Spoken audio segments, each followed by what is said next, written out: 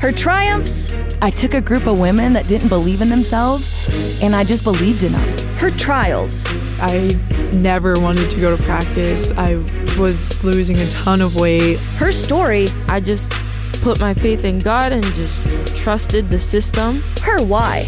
I want people to see what I did and say, oh, that's so awesome. I'm going to be better than that. That would be how I hope that this journey ends. This is Her Why, where we tell the stories from BYU women's sports. Here is your host, Lauren McLean. We're so glad you've joined us for Her Why, where we celebrate the women who make BYU sports great. Today, I'm joined by a state champion, a leader in and out of the pool, and soon she'll be heading out as a full-time missionary for the Church of Jesus Christ of Latter-day Saints, BYU swimmer Ellie Boyer. Ellie, thank you so much for being here with me. Thank you. I'm excited to be here. This is going to be fun. You've accomplished so much recently. You've competed for 2 years on the BYU swim team, and now you're choosing to pause it all to serve a mission for the church. Why was now the right time for you? I always knew I wanted to serve a mission, and it was more of a matter of when instead of a if. So I knew last year there was just something in the tank that I needed to stay here for another year. But I knew I was like, after 2 years, I'm ready to go out, and I can't wait any longer to go serve the Lord. And so at the start of this season, I told my coaches, I sat them down and said, this is my last season before my mission, and do what you want with that information, but I'm going to go after this mission, and I'll give it my all to the team for this season, but I'm headed out after. So with everything you've been doing, though, with swimming, college swimming leadership, and academics, when it came down to it, when it was finally here, was it kind of hard to step away from all of that? Yes. Especially in the past couple months, there's a lot of changes in NCAA, which have been pretty stressful to kind of see that, and knowing that coming home from a mission will be a lot harder to get a spot back on the team. But I really put a lot of faith in the Lord, and just really leaned into Him, and knowing that whatever happens after my mission, I know will be part of His plan. And if I'm meant to swim, I'm meant to swim, and it'll be God's will if I do. And I know He knows the intentions of my heart, and I hope I can swim when I get home. But when I put in my papers, I was like, oh, this is real. And when I swam my last meet, I was just overcome with all the emotions of that. That was it for a couple years. Like, I'm done. So it's definitely a lot of emotions. But I'm really excited to serve a mission. I know that's the right thing to do right now.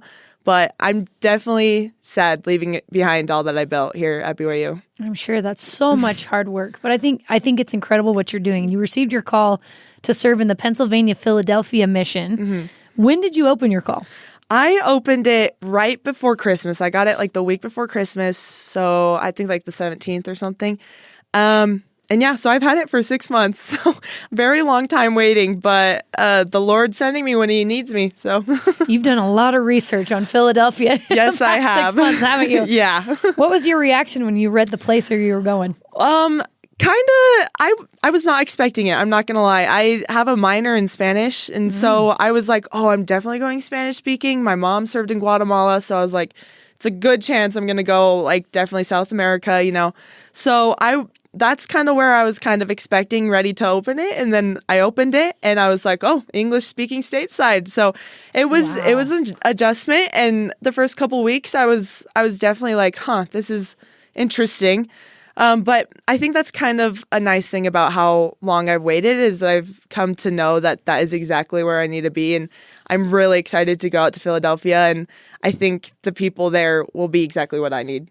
Absolutely. Mm-hmm. And unfortunately, swimming is not an option on missions. Correct. How do you plan to stay in shape and swim shape while you're on your mission? Ooh, most missionaries don't, by the way. Yeah. But. You know, I have a great athletic trainer, Donovan Marshall, and he has definitely like given me a ton of just help of things I can do on a mission that will help me stay fit. And then obviously I need to really work on what I eat, control what I eat, and getting in as much protein as I can. But it will be interesting because this is a driving mission where I can't be walking 18 miles a day. You know, it's an easy way out. So I will definitely have to be conscious of what I'm doing, but I'm excited to do some on land work and just being able to hopefully build my strength and maybe some endurance. But yeah, we'll see. You mentioned your coaches helping you on your mission, but also you mentioned that you had to tell them this is going to be my last season. What was their reaction when you told them that? I think they all kind of knew. I've always talked about serving a mission. And so they were just all so great. They were all so supportive. And throughout this whole journey of putting in my papers and opening my call and then swimming my last meets, they've all just been so great with the support they've given me. And I don't know. I know I couldn't have made it here without the help of everyone on my swim team. And I mean, it truly took an army to get me here. And they've just been so supportive. And even now, like I had a coaches meeting a couple days ago of kind of my plans of what I'm going to do after I come home. And they were all just so excited for me. And they were like, just focus on your mission. And when you come home, we'll work and do everything we can to get you back on this team. And so I'm just super grateful for the support I've had here at BYU. Looking back at your younger self, could you have imagined where you are now, preparing for a mission, representing BYU swimming at the same time? Is that something you dreamed of, or is it kind of surreal?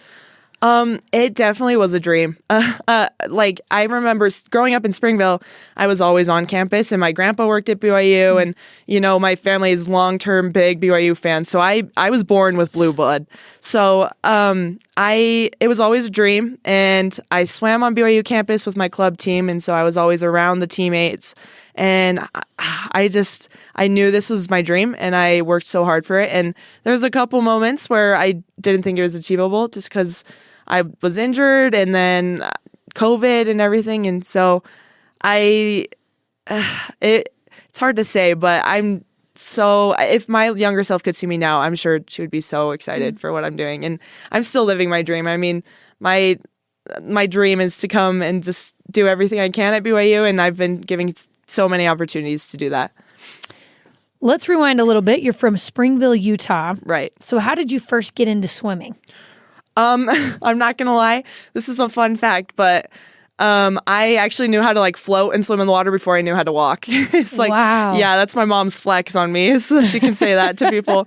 But yeah, I knew how to swim before I knew how to walk. But I did all the sports as a kid, up until I was 8 years old. And I just was so bad at everything, no coordination whatsoever. But I instantly clicked with swimming and I was just a water baby, from the get-go. Was there ever a time where you're like, I need a break from this? Because when you're doing club swimming and it's so much of your time when you're a little kid, or did you just love every second of it? I fell in love with it from the very get-go. I can't even remember a time in my life where I wasn't swimming.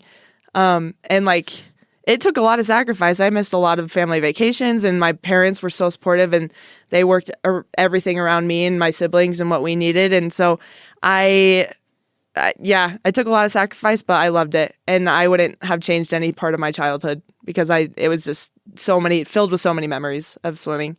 Isn't it crazy as you get older and you see how much your parents actually did for you growing up? Yeah. My mom and dad drove me to so many 4 a.m. practices. They're the real heroes of the story.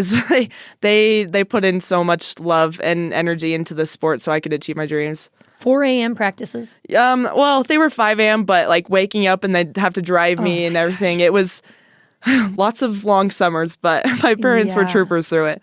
That is dedication. Your main events are butterfly and then the individual medley. Correct. Is that right? Mm-hmm. What do you love most about those two events?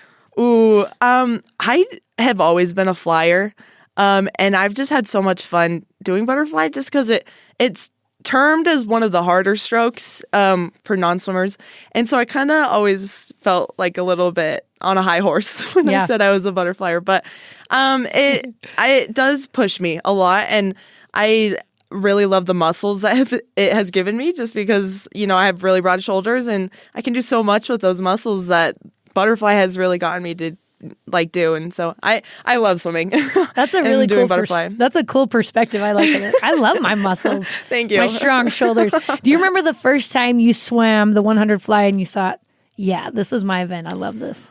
Well, I'm not going to lie. The first couple of years, I couldn't swim butterfly legally. But then once I got it, it immediately clicked. As soon as I could do it legally, I qualified for my first like zones meet, which is kind of like a nationals for age groupers, when I was 10, and it was in the 100 butterfly, and I was like, oh, like I can do this. And that was when I first won like my first state championships for 10 and unders, and I was like, oh, like, okay, I can do some cool things. This is awesome. And I just love watching butterfly too. It's just a beautiful thing. Like Michael Phelps, every time I watch it, I get chills. So do you mean legally, like age-wise, you have to be a certain age to do it, or what does that mean? I basically could not do the stroke as like the way it needs to be. So like I could not get both my arms above the water at the same time. Wow. Yeah. That would be hard. That requires a lot more flexibility probably than you'd think, right? Yeah, definitely. In your shoulders? Yeah. Back in 2021, you suffered a serious injury, snapping your sternum in a golf cart accident. Yes. Is that right? Yeah. Oh my goodness. And that could have ended your swimming career. So tell me how that happened. Yeah, so I was just hanging out with a bunch of friends, and we crashed into a tree, which was so dumb. Honestly, this story is so embarrassing. But we crashed into a tree. Everyone was just fine. No bruises, no nothing. And I was on the ground, and I was like, something is wrong. So we went to the ER, everything, and we got a bunch of x-rays and CAT scans, and my entire sternum was snapped, like completely in half. My gosh. So they were like, it's basically a joint now, and there's no really big rehab for it. So I still have basically a joint in my chest instead of just a straight bone, which is kind of interesting. But I was out. That was at the end of my sophomore year, right after I won my first state championships. And I was out for almost a good solid year of just swimming. I could barely even get in the pool at all, just for rehab, which was crazy. So they don't repair the bone. They just... No. So I got a bunch of injections right into the bone just to kind of help with the bone marrow like growth. But it didn't really do much. And they could put a plate into my chest, but it was just there were so many risks to it that me and my parents, my family prayed about it. And we just decided that I'd rather just hope for the best and kind of gut through the pain and live with it. Does it ever bother you now? No. The first couple of years were really hard, and I could barely even breathe without having it just be so painful. But I think I've gotten used to it, and I think, through lots of prayer and lots of recovery, I think I was able to mend it as much as I can be, and lots of muscles around it have been supporting it, so it doesn't really hurt now, but it was. That's incredible. Thank you. Did you ever wonder if you were going to be able to swim competitively again when that happened? Because that's so much pain, and you're using that muscle so much. Did you ever have those type of thoughts? Yeah. So right when it happened, all the specialists we saw basically told me, like, you need to be on bed rest for like the next 4 months. Like, I couldn't even go to school and lift my backpack because they said that was too much weight on my sternum, and it wouldn't let it heal. So I was out of swimming for 5 months, and then I tried to get back in, and it was hurting so much. And so I was like, you know what? This is so much mental and emotional strain that I don't know if I have it in me to keep going. So I took another couple months off, and during that time, I was really not doing much. Like, swimming had been my whole life, and once that was completely taken away from me in an instant, I just was like, oh, I don't know what to do. And it was like junior year, so lots of like ACT and everything was going on. So, there was many times where I kind of just sat down and I was like, I don't think I can do it. Like, the dream of swimming D1 was always my goal, and I thought I could do it, and I knew I could. It was in reach up until that injury, and then I realized I was like, oh, I don't think I can do this anymore. Like, I want to, but I just don't think it's in me anymore, which was so hard. And I remember the first time I admitted that to someone, I was like, oh, wow. Like, I did not like the way it felt, but I didn't want to like disappoint myself in setting high goals and then not being able to achieve them anymore. So what kept you going during that process? I remember I had taken so long of a break, and my club coach, Sherry Scablin, which was the head coach at BYU up until last year, she texted me one day. It was like the day before Christmas, and she was like, hey, we are missing you so much, and we'd love to have you back. And I was like, I'll just go back. I'll just try it one more day. You know, what's there to lose? I get a free breakfast because it's the day before Christmas, you know? So I went, and I was like, oh, I miss this, you know?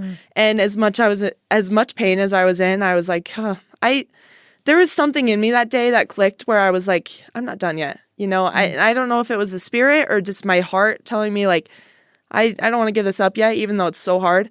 So from that day on, I never missed a practice, and and obviously it was rough getting back into it. It took me a long time to get back to the times that were recruitable for any college. There was many moments where I was like, oh, this still could not be achievable, but I really put a lot of faith in the Lord and in my coaches. All my coaches were so supportive of me through high school, and the coaches recruiting me in colleges, like even if I wasn't posting times, they were like, we will keep watching you and we will keep supporting you, and like we'll have our eye on you as long as we can. So it was hard, but it was so good, and I had so many people supporting me during that and trying to get me better as fast as possible. Yeah. And you did it. Thank you. That's what's incredible. Coming back Thanks. from that kind of injury and then achieving all that you have, what does that mean to you? I would not be the person I am today without all the different trials I've faced. That breaking my sternum really just taught me resilience in a way I had never learned before, and just showing me, like, if you really want something and you have your heart set on something, it is achievable. And I don't know, my testimony grew so much knowing that the Lord knows exactly what I wanted and what I had worked for so long. And even if there's bumps in the road, I think now I'm glad I went through that, because it prepared me for so much. Before you got to BYU, you were already breaking records. You were a 5A state champion. You set high school and club records. You were named Utah Swimming Athlete Ambassador of the Year in 2022. What motivated you during that time to accomplish all of that? Well, definitely that year break that I took from swimming, I still was like on committees for USA Swimming and Utah Swimming. So that kind of kept me still in the loop. And I think during that time I did realize how much I love to serve and how much I love to lead. Even though I couldn't be in the pool, I could still be on deck and doing things that were still helpful for others. And that's what made me the most happy, was being able to lead and to serve just other people. And I knew that since I already had like kind of a name for myself in Utah and USA Swimming, I could put myself out there and be able to lead the way I wanted to, and people would support me. And I'm just really grateful for the opportunities I was given, that I could be able to serve and lead and do those things even when I wasn't on the pool, in the pool. Yeah. Mm-hmm. You were recruited by schools like New Mexico, La Salle, Utah Tech, and Seattle. What made BYU the right choice for you? Like I said, BYU was always my number one. I had my heart and my eyes set on it since day one when I was 6 years old when I started swimming. And I remember when I finally like made the times for BYU, that the coaches were like, hey, if you post these times, we'll have we can do good things with your recruiting. And so I remember when I went those times, I was also getting recruited by New Mexico, which was like my next big school. And I was like, oh, BYU's still having like a great season and they don't really have any spots right now. And so I kind of was like, okay, if BYU's not where I need to be, I will go somewhere else and I will give my heart and soul to it. But BYU was always just my number one. Yeah. And so when I got offered, I was like, oh, like, wow. And so I sat on it for a week and I prayed about it, went to the temple and did everything I could to kind of decide if BYU was right. And I remember the day that I verbally committed to my coaches, I was just like, oh, I'm so torn. And then I kind of just went on a whim. I just went into the coaches and I still had no idea what I was going to choose. And then during that conversation, I was just like, I want your spot. Like, I want a spot. And so I think it was kind of the Spirit guiding me, knowing that like I needed to be at BYU. And the second I said it, I was like, oh, that felt right. Like that I did it. And I remember when my coaches, like they walked me into their office and they wrote my name on like the recruiting board that they had. And I looked at my name under like commits and I was like, oh, that's it. Like, that's it. I made it. Like that. It felt so good. And ever since then, I've just been so grateful that the Spirit guided me to this. And like the coaches took a chance on me and they believed in me when no one else really did. And BYU is truly exactly where I needed to be. Because of all that, because the coach, you had so many people in your corner that were fighting for you even through this injury. Then you did it. You fulfilled your dream. You came to BYU. When you got on campus, did you feel like You had something to prove at that point. Yes. My freshman year, I was a walk-on. And so from the very get-go, I was like, I have to give my heart and soul, because every day isn't granted. And especially after I got my injury, I was like, I could be injured any day. Like, it could end. So my whole freshman year, I just was like, I gotta give it my all. I will go to every practice. I will give it my all at every meet. And yeah, I knew the coaches knew exactly who I was and who I wanted to be. And they were so supportive, and they helped me through a lot of things. And through my lowest and lows and my highest to highs, they were just there for me. And I really, truly could say that we have like the best coaching staff in the nation. Like, our program is just one of a kind. And not only do the coaches love each of their swimmers personally, but they lead in a Christ-like love that you can't find anywhere else. Like, every coach that I got recruited by that were not from BYU, BYU has something different about them. And it's just amazing what they've done here. What do you feel like was the biggest adjustment you had to make in just levels of competition coming from club and high school and then to Division I swimming?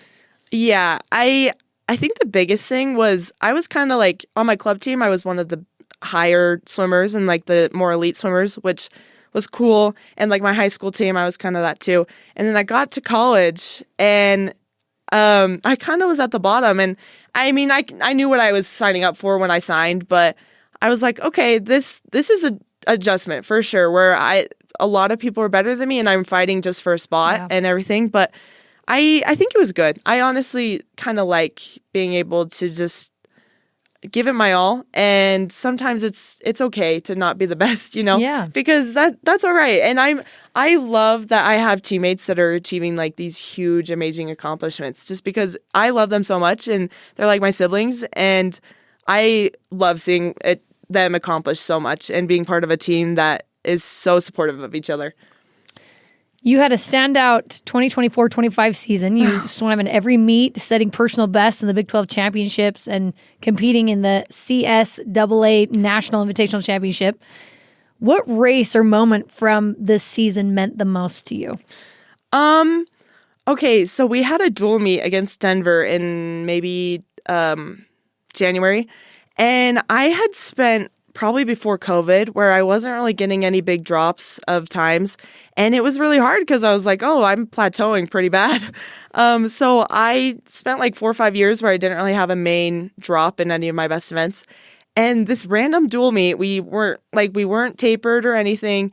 We were just at our home pool. I had dropped in all 3 of my best events, and it took me 5 years to drop in anything. And then I just did it all 3 in a row. Wow. And I was like, okay, cool, exciting. And so that was kind of when a switch flipped in my brain, where I was like, I'm swimming free. I'm having so much fun. And from then on, at that point in the season, I was just having so much fun because I was excited, and I felt strong in the water, and I felt good when we were lifting. And yeah, I was just excited just because I hadn't felt like I was swimming free for so long. I was just so anxious all the time. And that was the day where I was like, this is fun. It was always fun, but swimming free had like a little extra oomph to it. Mm-hmm. We're going to take a quick break, but when we come back, we'll hear more from Ellie about how faith and family has shaped her journey and what it's like preparing for a church mission while being a D1 athlete and what she's most excited about in this next chapter. This is Her Why. What's up, everyone? This is Lauren McLean. If you like good sports stories, make sure you check out Big Stories, hosted by Cleon Wall. BYU's opponents have uplifting stories, too. Big Stories tells those stories from all over the Big 12 footprint and beyond. Find it wherever you get your podcasts or on the BYU radio app.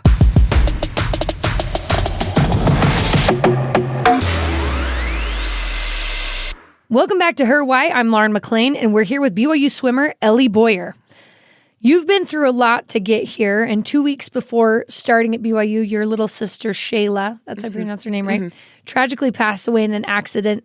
What was it like coming to college and starting your swimming career in the middle of that grief? I'm not going to lie. That was probably the hardest thing I've ever had to go through, and probably will be one of the hardest things.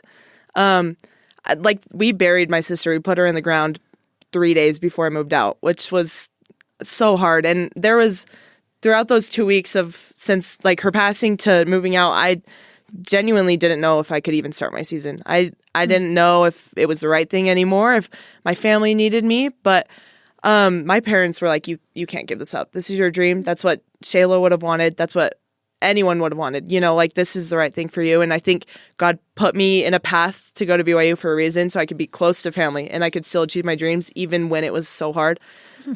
So yeah, it was really hard. Definitely my freshman season, I was trying to adjust to this new life without my sister.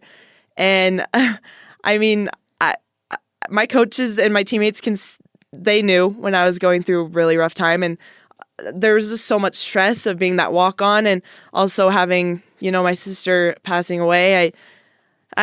Freshman year was really hard for me, and I loved my team and I loved being on BYU, but my family came first, and it was hard for me to put my energy and my focus into swimming, which was what I wanted, was to put 100% into swimming when I wanted to put 100% into family, and I just couldn't mitigate both at the same time. But I had a lot of support behind me my freshman year, and there was just so many times where I didn't think I could do it. Like I had so many times where I was just so deep in lowness and depression, and like I had to go on antidepressants and everything just because I could not handle the pressure anymore. It was so hard to try to compete for BYU and try to support the team, and also just trying to grieve in my own process. And it was just hard because I didn't really have time to grieve because there was literally 3 days since her funeral to moving out. So it was not something I prepared for sure. And it's not something I would ever wish would happen again because it was so hard. It's something that, like you mentioned, might be the hardest thing you ever faced in your life, and you'll be grieving probably in some way, right, for the rest of your life. Right. But at what point were you able to be like, okay, I can live again? You know? I would say at the start of my sophomore season, so this season, something different clicked. I think the emotion and the grief kind of set in enough to where I was like, okay, I can live with this again. And I felt like I did my very best my freshman season, and it was good. I was proud of myself for what I did, but I knew there was more. Like I could keep going. And so the start of this year, I think I felt a little bit more free. Like there was less pressure, and I had gotten to the point where I didn't need the meds anymore. So I went off the antidepressants at the start of the summer, like last summer. And so I spent the whole summer kind of just working and getting back into just happy Ellie, Yeah. And so the start of this season, something clicked, and I realized that there's so much to life, and there's not a single day that I can take for granted. And I worked so hard my freshman year to get through those hard things, and I'm so proud of myself. And then this year I was able to really just have fun again because I think the emotion had set in so much that I was able to realize that I can have fun. Yeah. Well, you do have this bright, beautiful countenance about you. Thank you. So you're doing a good job. I'm sure Shaela would be very proud of you. What kind of bond did the two of you have? Oh, we were the two girls in my family, and they were both adopted. So my little brother and my little sister were both adopted, and so I was the oldest. And Max and Shaela, that's my brother and my sister, they were like 9 months apart from when they were adopted. So they were like best friends, and I was kind of like the older sister, way older than them, and they would like play pranks on me all the time. But we were really tight, and she would like take my clothes all the time, and as much as it made me angry, like I wish we could still do it now. And we were really tight, and it was, when she died, it was really unexpected for all my family, and it was such a blow to all of us, like my mom and my dad and my brother and me. We were all just like, what, like all our lives kind of just went to a standstill for a while. Well, you have incredible teammates. Yes. There was a meet where your teammates wrote "Play like Shay Shay" on their backs to honor her. What did that moment mean to you? So that was actually the first meet of my freshman year. So that was the first meet as a BYU Cougar. And that was maybe like 2 weeks after she had died. And they had surprised me. So I was just like warming up, and then they're like, okay, girls team meeting in the locker room. And I was like, okay, whatever. And everyone was kind of like seeming off. I was like, well, what? Where's everyone going? Like, what? So I went in, and all of them had their shirts on, and then they were like talking about what we needed to achieve at this meet. And then they're like, and finally, we're going to dedicate this meet in honor of Shaela Boyer. And I was just like, oh my gosh. And like, I'm getting chills right now, even just speaking about it, because it was just like, I knew exactly then that that's why I needed to be there, because I had teammates that were just so supportive. So they took off all their shirts, and every single one of them had hashtag play like Shay Shay. And I just broke down in that locker room. It was just the most tender moment of my entire life to know that I had 35 girls on my side ready to carry me through the season. And I think that's kind of what carried me through my whole freshman season, and not quitting and not ending my career was just, I had teammates that were always there ready to go. And so we walked out, we marched out of our locker room, and I look up at the Jumbotron, and my sister's face with, like, she loved BYU soccer. And so she went to all the games, and she had a picture of her with like a Y on her cheek. And they had put that picture up on the Jumbotron, and it said in memory and honor of Shaela Boyer. And my parents had no idea this was happening either. And they were in the stands, and it was so special to just have that moment of like, I have an army to carry me through this. Like, I'm not alone in this. And my parents felt so supported because they knew I was going to be taken care of. And that was probably top 5 moments of my entire life. Was like, these girls didn't even know me. I was literally a week on this team, and every single one of them would do anything to do that, to support me and to help me feel loved and help me through that. And it makes me emotional just speaking about it, because it's a memory I will forever hold close to my heart, to know that I have that family that will carry me through it. How do you carry Shayla's memory with you both in and out of the pool as you compete and just live in your daily life? Yeah. She was always so courageous. She lived by she was fearless. She lived by fearlessness. And that's something that I really tried to find myself in the past 2 years since her passing, was I want to be fearless like Shay Shay. So at every single meet, since my first meet at BYU to my last one here before my mission, I would write on my wrist, play like Shay Shay, every single one. Just so I could swim for her, not only for me, but for her, and have her name be on me at all times. So I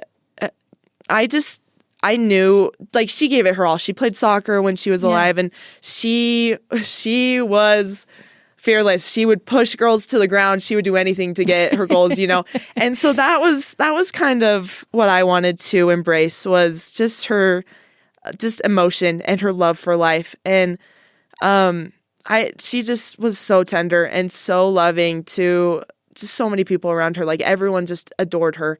And there's just so many qualities of Shay Shay that I try to embrace as I try to live without her. You've mentioned how much faith has helped you through your challenges. How has your relationship with God changed, would you say, over these last few years? Yeah, I would always say that my testimony was strong. I was raised in a really strong, faith-filled house, and my parents were so good with supporting us in whatever we wanted to do, and they were so good with showing us how to live life through faith.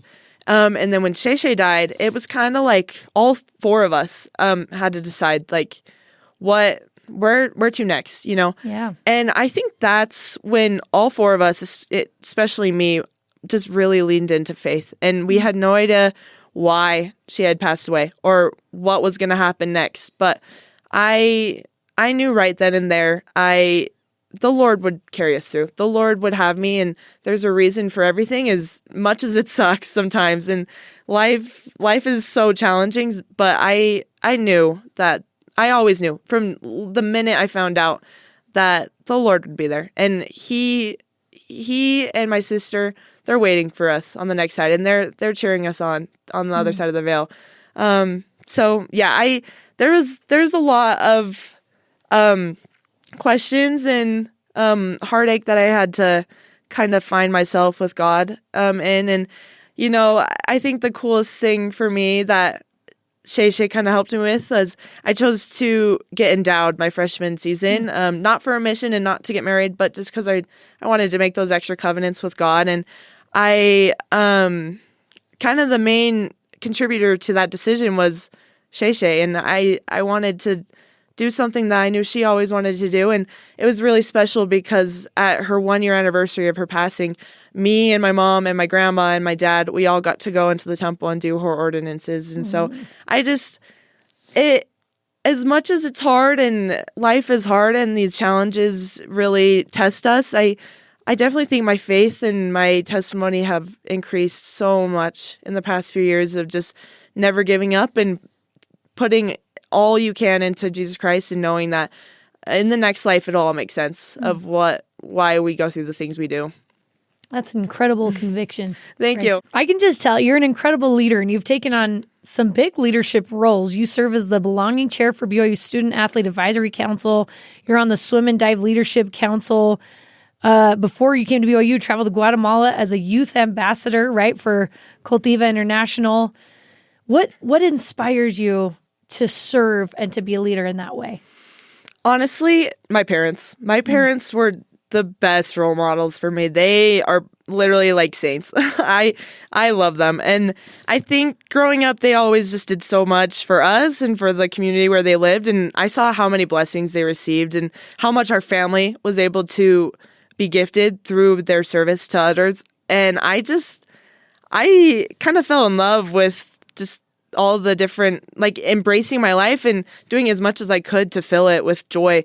And I felt the most joy doing service and leadership for others. And so when I got to BYU, I just wanted to do everything. So I did everything, and everything just kind of fell into place where I could do all these opportunities. And I wouldn't change it for the world. I love doing SAC, and I love doing, leadership council on swim. And it makes me feel like it just makes me feel really good that I'm able to use my voice and help others have their voice heard as well. A couple other things, because it's cool. You're currently doing community service projects with Clyde Companies in Springville, Correct. Right? Yeah. You received several scholarships for service and leadership, and you even served as an athlete representative on USA Swimming's National Sports Committee and Utah Swimming's Governance Committee. That's a lot, Ellie. That's a lot of stuff. That's so incredible. Thanks. My last question for you is, what advice would you give someone trying to overcome a really difficult challenges like the ones you've had to face? Yeah, I think I found the most peace and comfort when I rely my entire heart on Christ and really just ask him to get me through like exactly what I need. And I know that not everyone has that sort of like baseline that I had with Christ. And so honestly, I would just trust in timing. I mean, not everything we can in this life we can control. And I had to really learn that. That kind of smacked me in the face one day. Yeah. I was like, oh, I can't. Well, Yeah. But I think to anyone who's struggling with something hard or a bump in the road is just to trust that there's reasons behind what happens to us, especially if we can't control it. Things happen the way they need to. And it's up to us how we're going to live with it, And I just think I'd hope that people that are struggling and people that are having just hard times in their life, they will either rely on Christ or just put all their energy into knowing that there's reasons behind everything that happens. I'm here with Ellie Boyer, BYU swimmer, leader, and future missionary. Ellie, you are absolutely incredible. Thank you. I can't wait to see what's in your future, and I know you're going to be an incredible missionary. Thank you so much for being here with me. Thank you so much. Thanks to Annie Robinson and Cindy Simpson for producing this episode with senior producer Cleon Wall. Her Why is a production of BYU Radio.